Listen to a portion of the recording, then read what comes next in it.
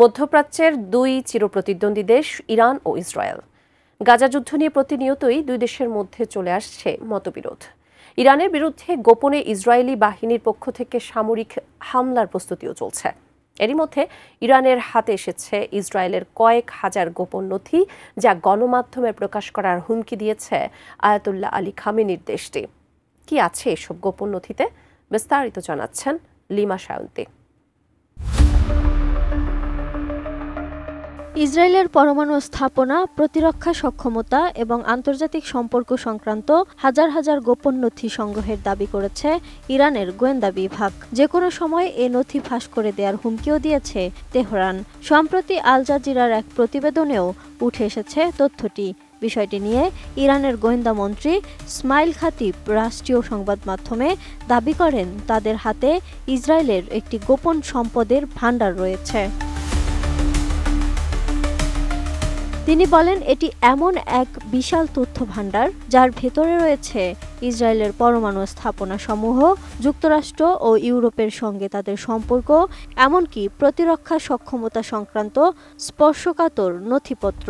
প্রতিবেদনে আরও দাবি করা হয়, হাকিরিয়া নামক কৌশলগত এলাকায় অবস্থিত ইসরায়েলের প্রতিরক্ষা মন্ত্রণালয় এবং সেনা সদর দপ্তর থেকে এসব তথ্য সংগ্রহ করা হয়।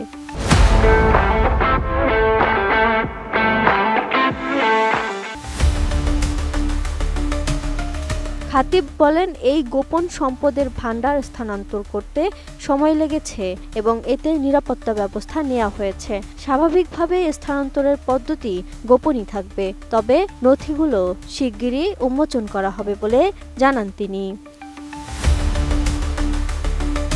বিষয়টি নিয়ে রাষ্ট্রীয় সম্প্রচার মাধ্যম IRIB একটি সূত্রের উদ্ধৃতি দিয়ে জানায়, নথিগুলোর পরিমাণ এত বেশি এবং এগুলো নিরাপদভাবে দেশে আনার প্রয়োজনীয়তার কারণে গণমাধ্যমে বিষয়টি নিয়ে এতদিন চুপচাপ থাকা হয়েছে। ধারণা করা হচ্ছে, সাইবার ও মানব গোয়েন্দা তৎপরতার সমন্বয়ে এ চাঞ্চল্যকর অভিযান পরিচালিত হয়েছে।